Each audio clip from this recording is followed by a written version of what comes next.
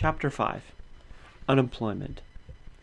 I'm glad your friend asked the question, for every working man realizes how important this matter of unemployment is to him. You know what your life is when you are out of work, and when you do have a job. How the fear of losing it hangs over you.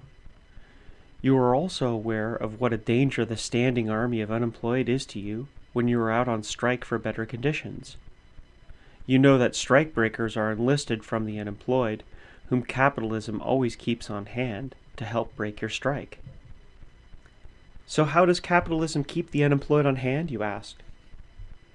Simply by compelling you to work long hours and as hard as possible, so as to produce the greatest amount. All modern schemes of efficiency, the Taylor and other systems of economy and rationalization, only serve to squeeze greater profits out of the worker. It is economy in the interests of the employer only. But as concerns you, the worker, this economy spells the greatest expenditure of your effort and energy, a fatal waste of your vitality. It pays the employer to use up and exploit your strength and ability at the highest tension. True, it ruins your health and breaks down your nervous system and makes you prey to illness and disease. There are even special proletarian diseases. Cripples you and brings you to an early grave. But what does your boss care? Are there not thousands of unemployed waiting for your job and ready to take it the moment you are disabled or dead? That is why it is to the profit of the capitalist to keep an army of unemployed ready at hand. It is part and parcel of the wage system and a necessary and inevitable characteristic of it. It is in the interest of the people that there should be no unemployed, and that all should have the opportunity to work and earn their living, that all should help, each according to his ability and strength, to increase the wealth of the country, so that each should be able to have a greater share of it. But capitalism is not interested in the welfare of the people. Capitalism, as I have shown before, is interested only in profits. By employing less people and working them long hours, larger profits can be made by giving work to more people at shorter hours. That is why it is to the interest of your employer, for instance, to have 100 people work 10 hours daily rather than to employ 200 at 5 hours. He would need more room for 200 than for 100 persons, a larger factory, more tools and machinery, and so on.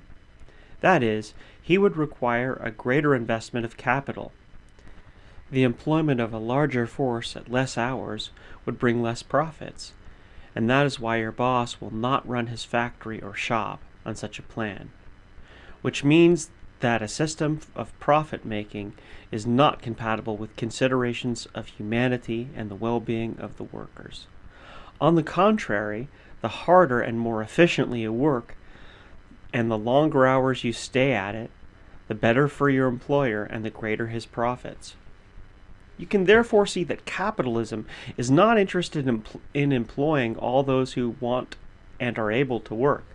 On the contrary, a minimum of hands and a maximum of effort is the principle and the profit of the capitalist system. This is the whole secret of all the rationalization schemes, and why you will find that thousands of people in every capitalist country willing and anxious to work, yet unable to get employment. This army of unemployed is a constant threat to your standard of living. They are ready to take away your place at lower pay because necessity compels them. That is, of course, very advantageous to the boss. It is a whip in his hands, constantly held over you so that you will slave hard for him and behave yourself. You can see for yourself how dangerous and degrading such a situation is for the worker, not to speak of the other evils of the system. Then why not do away with unemployment, you demand? Yes, it would be fine to do away with it, but it could be accomplished only by doing away with the capitalist system and its wage slavery. As long as you have capitalism, or any other system of labor exploitation and profit making, you will have unemployment. Capitalism can't exist without it. It is inherent in the wage system. It is the fundamental condition of capitalist successful production. Why? Because the capitalist industrial system does not produce for the needs of the people, it produces for profit. Manufacturers do not produce commodities because the people want them, and as much of them as is required. They produce what they expect to sell, and sell at a profit. If we had a sensible system, we would produce the things which the people want, and in the quantity that they need. Suppose the inhabitants of a certain locality needed 1,000 pairs of shoes. And suppose we'd have 50 shoemakers for the job. Then in 20 hours of work, those shoemakers would produce the shoes our community needs. But the shoemaker today does not know and does not care how many pairs of shoes are needed. Thousands of people may need new shoes in your city, but they cannot afford to buy them. So what good is it to the manufacturer to know who needs shoes? What he wants to know is who can buy the shoes he makes, how many pairs he can sell at a profit. What happens? Well, he will manufacture about as many pairs of shoes as he thinks he will be able to sell. He will try his best to produce them as cheaply and sell them as dearly as he can, so as to make a good profit. He will therefore employ as few workers as possible to manufacture the quantity of the shoes that he wants. And he will have them work as efficiently and as hard as he can compel them to. You can see that production for profit means longer hours and fewer persons employed than would be the case if production were for use. Capitalism is the system of production for profit, and that is why capitalism must always have unemployed. But look further into this system of production for profit, and you will see how its basic evil works 100 other evils. Let us follow the shoe manufacturer of your city. He has no way of knowing, as I have already pointed out, who or will not be able to buy his shoes. He makes a rough guess. He estimates, and he decides to manufacture, let us say, 50,000 pairs. He then puts the pairs on the market. That is, the wholesaler, the jobber, and the storekeeper put them up for sale. Suppose only 30,000 pairs were sold. 20,000 pairs remained on hand. Our manufacturer, unable to sell the balance in a city, will try to dispose of it in some other part of the country. But the shoe manufacturers there have also had the same experience. They also can't sell all they have produced. The supply of shoes is greater than the demand for them, they tell you. They have to cut down on production. That means the discharge of some of their employees, thus increasing the army of the unemployed. Overproduction, this is called. But in truth, it is not overproduction at all. It is underconsumption, because there are many people who need new shoes, but they can't afford to buy them. The result? The warehouses are stocked with shoes that people want but cannot buy. Shops and factories close because of the oversupply. The same things happen in other industries. You are told there is a crisis and your wages must be reduced. Your wages are cut.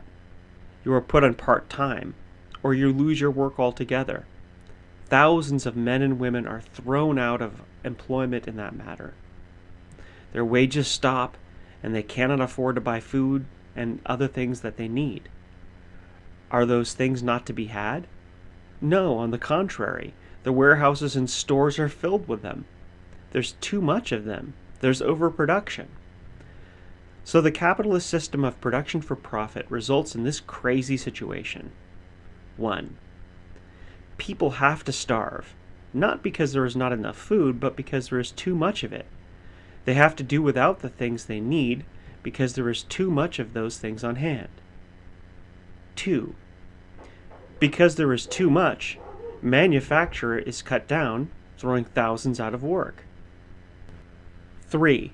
Being out of work and therefore not earning, those thousands lose their buying capacity. The grocer, the butcher, the tailor, all suffer as a result. That means increased unemployment all around. The crisis gets worse. Under capitalism, this happens in every industry. Such crises are inevitable in a system of production for profit. They come from time to time. They return periodically, always getting worse. They deprive thousands and hundreds of thousands of employment, causing poverty, distress, and untold misery. They result in bankruptcy and bank failures, which swallow up whatever little the worker have saved in times of prosperity. They cause want, need, and drive people to despair and crime, to suicide and insanity. Such are the results of production for profit. Such the fruits of a system of capitalism. That is not all. There is another result of this system even worse than all the others combined. That is war.